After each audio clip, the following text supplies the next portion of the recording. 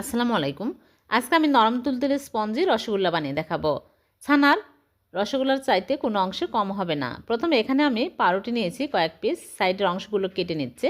তারপরে চুলায় প্যান বসিয়ে দিয়ে দিচ্ছি লিকুইড দুধ 1 কাপ। এখন বলক তুলে নেব। চিনি 3 চামচ দিয়ে দিলাম। বলক উঠে আসলে পাউরুটির টুকরাগুলো দিয়ে দিচ্ছি। দিয়ে আমি নেড়েচেড়ে ঘন টাইট করে নেব। সুজি দিয়ে দিচ্ছি 2 চামচ, দিয়ে ভালো করে নেড়েচেড়ে নিতে হবে। শক্ত হয়ে আসলে চুলা থেকে নামিয়ে নিতে হবে। চুলা থেকে নামিয়ে প্লেটে ঢেলে ঠান্ডা হয়ে গেলে মথে নিচ্ছে। 1/4 কাপ গুঁড়া দুধ অল্প অল্প করে দিয়ে মাখিয়ে নিচ্ছে।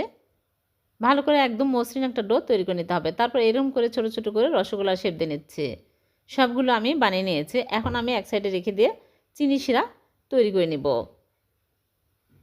চুলায় প্যান বসিয়ে দিয়ে দিচ্ছি চিনি 1 কাপ, পানি দিয়ে দিচ্ছি 2 কাপ, 2টা এলাচ দিয়ে বলক তুলে নেব। বলক উঠে আসলে মিষ্টিগুলো দিয়ে আমি জাল করব 5 মিনিট। মিডিয়াম আছে 5 মিনিট জাল করে নিতে হবে। চুলা থেকে নামিয়ে রেখে দেবো সারা রাত। পরের দিন সকালে মিষ্টিগুলো সার্ভ করে আপনাদেরকে দেখাচ্ছে। হয়ে গেল ভীষণ টেস্টি নরম তুলতুলে স্পঞ্জি রসগোল্লা। এভাবে বানিয়ে দেখবেন, খেতে